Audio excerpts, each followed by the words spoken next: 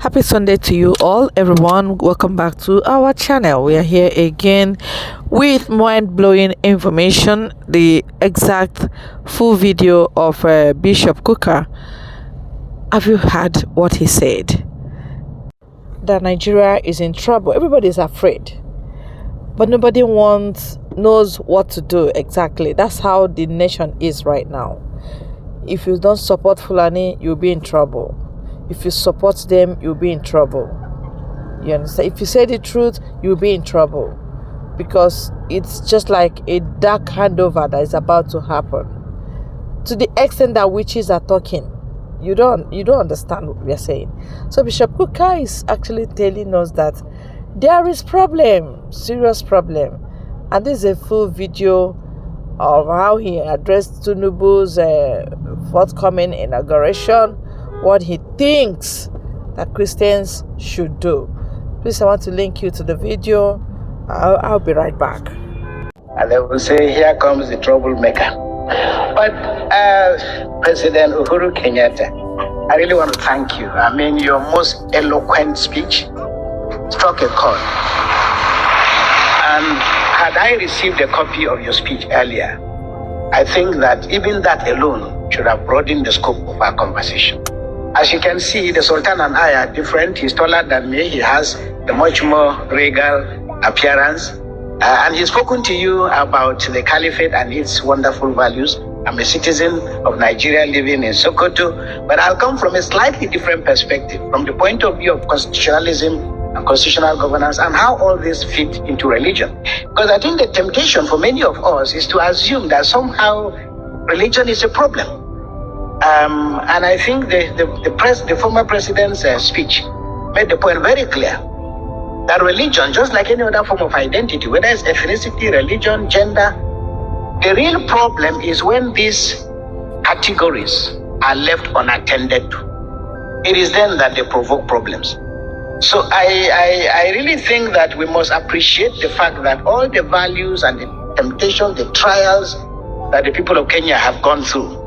In summary, what struck me very powerfully was the idea of the tyranny of numbers, a tyranny of victory. And if I may add, the arrogance and the triumphalism that tends to characterize victory, and how dangerous all these are. Because numbers are important, but they're only important up to a point. And the real challenge is what you do and how you aggregate these numbers for national development. And I think Nigeria and Africa in general must wake up to the threat that is posed by the emergence of what you call illiberal democracy.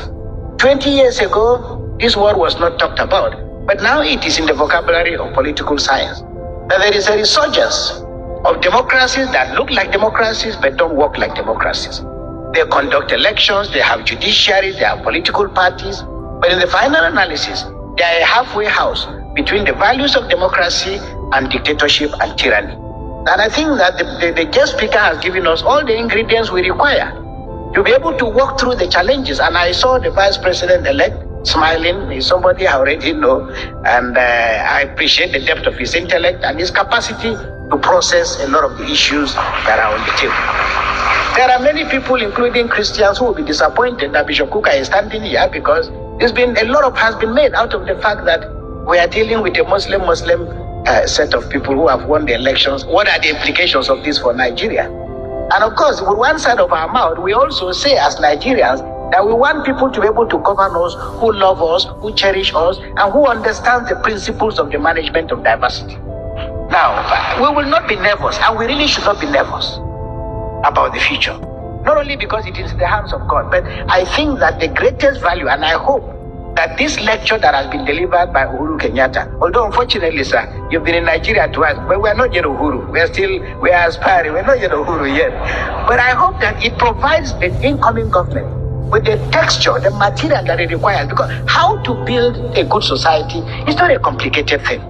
It is not a complicated thing. And the principle and the question, because one of the things that SGF said to me was also the fact that we'll be talking about the fact that as Nigerians, we are better together. Everybody knows that we are better together. But the first question to ask is, who are we? After 9/11, the American political scientists were asking the question, who are we? Because there was a problem in terms of who people are. And I think if you live in Nigeria, all of us know. And this is why those who listen to me will attest to the fact that I don't like to talk about religion, in part because I don't believe there is a religious problem. But somehow the Western media, the Nigerian media, and the political elite have assumed the fact that there is something between religions and that there is a conflict between religions. There is absolutely no conflict between religions. I said to people, assuming, for example, we all have knives in our houses. Assuming you come back from work and your wife is in the kitchen, and she comes to welcome you with a knife in her back with which she's been slicing onions. You will have no problem entering the house. But if you had a fight with your wife before you left the house, and your husband comes back and knocks on the door, and you see your wife with a knife, you will pull back. So knives by themselves are not a problem. It's what you do with them. In the same way that identities are not a problem. Identities are not a problem. It's how you activate those identities and what you do with them. Now, will I be walking around Nigeria and people say to me, we worry about you being in Sokoto, and when I speak, I can tell a million stories. And I give you an example. What happened in Sokoto? With the tragic story of Deborah. I had gone for a burial of the father of one of my priests, and I was on my way back in a car when I got a call to say that one of my priests called me to say, look, this is what is happening. And I got to Abuja, and I got telephone calls from everywhere. Where are you? I said, I'm in Abuja. He said, I hope you remain in Abuja. I hope you're not going back to Sokoto anytime soon. My family members who called me, I said, so what am I supposed to do? No, remain in Abuja. Some people say, leave the country. And I said, to go where? And people could not understand. When I had to go back to Sokoto the next day, people said to me, I had to just tell my friend, where are you? I told them I'm in Abuja. But when I got to Sokoto, I walked to my house. And for me, it's a very powerful image. As I entered my house, just as I got to the gate, I saw an armored tank, soldiers, their numbers, guarding my house. And I was touched. I came out of the vehicles and I greeted all the soldiers. I shook all of them. But I saw from their faces, they looked to me very much like Fulani people. The soldiers who were guarding my house. By their height and so on. So when I went in, then later in the evening, I came back and I started talking to them. There were about 12 or 14 of them. First of all, I looked at them, all the equipment that they're in my house. After we greeted, I went back. At about 6:30 to 7, I came out, stood by my balcony. And I saw all of them doing their ablution. They are preparing for their salah. And they prayed in my house. I'm looking at them. And this is Sokoto I'm supposed to be running away from. And here are these people, they are Muslims, they are Nigerians, they are here to protect me. Nigeria is a complex country of great possibilities, great contradictions, about which we will not be in this crisis. Managing diversity is a science. The World Bank knows this. My brother, Dr. Akuyumi, is here. He's going to talk about all this. They understand. And no country, no business, no family, no organization has a future if you don't figure out how to manage diversity. I want to conclude by saying religion has been turned into a weapon, and it's a weapon of choice for politics and politicians.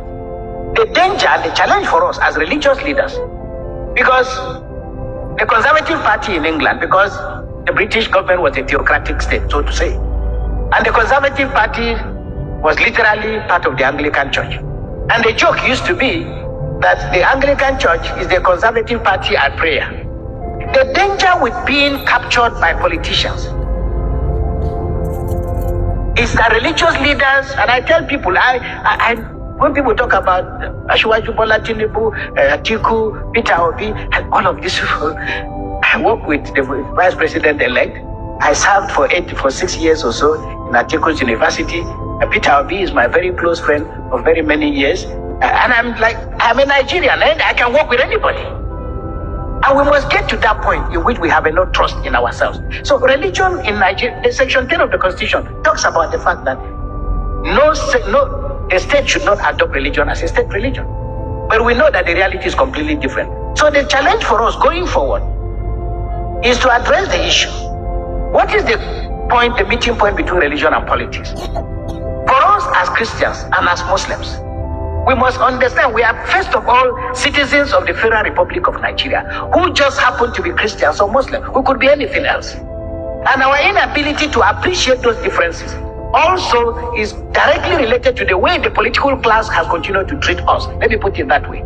Because if you are not able to manage diversity well, people have gotten out their pens and their pencils. When you call out ministers, everybody is looking at who is from my village, who is from my town. Because, no thanks, we have come to associate opportunity, privilege with having your own person power. It's not the way to go, but the reality has led us otherwise. So I want to say that first of all, Nigeria must heal. Nigeria must heal. But we also must have the courage to identify the scars, the wounds, the injuries. The worst thing that can happen to us is to pretend that everything is okay, because everything is not okay. We have so many of our citizens who have lost their lives. We have so many of our citizens who are still in captivity. Managing diversity and managing differences is not about religious leaders talking together. It is about whether the state can create the kind of infrastructure, the guardrails that can help Nigerians move as citizens of their country. But right now, there is how people feel because they are Christians or Muslims. There is how people feel because they are women. The levels and categories of exclusion are so tremendous and so immense. So I hope that going forward, the things that the guest speaker has spoken about most eloquently, that is, how do you manage victory? How do you manage victory? How do you mutate from being a politician who was contesting election to being a politician who has won election? Very often, and what is clear to us in Africa, why religion, why ethnicity, why all these things continue to injure our countries, is largely because we have not come to terms with the fact that power is just about, as somebody said, our turn to eat. Michaela Wrong's book, I know Michaela pretty well, she autographed a copy of her book, but her arguments were most eloquent, because her arguments were largely, if the Kalenjin did very well under Arab Boy, and if your dad and Amwai Kibaki and other people who are, if they've done well, it was almost natural that the man contesting for election against you will say, it is our own turn to eat, and we can see what power has been. Therefore, it is our turn to continue with the things that other people have done, privilege their community, privilege their... So we cannot grow a country like this. We will remain volatile. And as you see on a racetrack, everybody stands or kneels differently. There is no advantage. The location may be different. But when the gun is fired, the man who is right closer to the inner part of the ring is a little bit away. We don't expect that all of us will finish, but let us create an environment in which all of us can compete, and we will win according to our energy and our speed. I used to have a parishioner, and she came to me and she was complaining. You know, when the WAEC, that is the local school examination, when they are over, most people will come to you and they say, my son passed WAEC. But if they don't pass, they say, WAEC failed my son. So the challenge for us in Nigeria is to create a condition, a situation where all of us can compete. We will never win the same prize. But let there be, as His Eminence the Sultan said, let loss of elections not be a punitive, because the problem with Africa, when you lose the elections, you don't get a chance to get back in. When you lose the elections, you can tell, you can lose your life. But it also means that there will be no road to your village, that there will be no water. And African politics must remain and will remain violent unless and until we find an equilibrium in which, one, we are citizens of a country. My constitution allows me the right to stop being a Catholic or to stop being a Christian today. His Eminence always jokes with me. He says to me, you know, they sent you to Sokoto so that we can convert you and make you a Muslim. And the constitution allows that. But I also let him know that I'm looking forward to the day that I will also either baptize him. But we can talk about that. But the challenge for those, and I want to end by saying, right now, 133 million Nigerians are suffering from various levels of multidimensional poverty. Okay? I've not turned the light and seen a part where Muslims are living that they have light. I've not seen a part of the country where Muslims are eating and the rest of us are not eating. So we must come to terms with the fact that we are not bleeding, we are not suffering because we are Christians or Muslims, but we are in a country that is malfunctioning. How to make that country work for the rich, for the poor, for the aged, and for everybody is a challenge. It's not a challenge that everybody can win, but I think it's a challenge that a government that appreciates it doesn't have all the answers must come to terms with the fact that there is a way of looking for and finding answers. I would like to just end by saying, and I make the point very clearly, it is in the struggle with the problems of Nigeria, I remain exceptionally optimistic. I travel the world. People say to me after, where do you find this courage to say that Nigeria is working? When you say, okay, it may not be working, but this is one of the most beautiful countries in the world. And I'm not being flippant. When I went to the United States of America to study, I preached in a church. The parish priest called me and said, listen, you speak with such eloquence. I'd like you, we'll get you a green card. You can settle here in America. And I looked at him. I said, this God is a wonderful God. You are giving me a green card. My passport is actually a green passport. So what am I doing with a green card? So the young Nigerians who are leaving our country, I always say to them, no, I'm not worried. Really, I'm not worried. Let them go. It's for the good of the country. The challenge for us as Africans is to think the way the Asians have thought. That is, you go to Europe, you go to America with a purpose. But that purpose means coming back to develop your country. But it also means that that country must create an environment in which you can feel confident to come and present the gifts that God has given you. I have two young men. They're in America. They just finished from a prestigious university. I said, when are you coming home? They said, Bishop, coming home to do what? I said, no, coming home to... He said, we don't have an uncle who is a senator. We don't have anybody in government. What are we coming to Nigeria to do? So, Mr. Vice President-elect, the challenge for you is to make this country believable, livable, credible, so that all of us together can stand in one tent and build a great nation. Once again, Secretary to Government, I want to thank you and thank the organizers for inviting me. God bless you and God bless our country.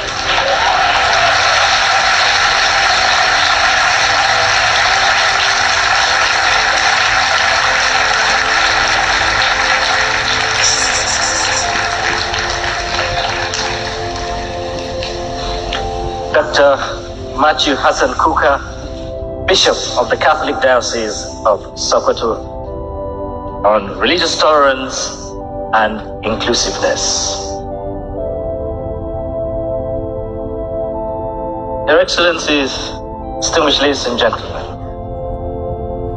there is another contribution, and this is on security and development by the Deputy. I hope we heard him. They are laughing, they are clapping. Most of the clerics have been beheaded, most of them burnt, many churches burnt, yet they are clapping for one Nigeria. I wonder where we are heading to and what we intend to gain in all these pretense. Because those that are killing you, they have intentions and they are not changing it. They are not even relenting. They are doing it in any guise, in any form, shamelessly and steadily. That's what they are doing. The major thing is that Biafrans, you need to buckle up. You need to go. Handing over to Fulani is death trap, man. It's death trap.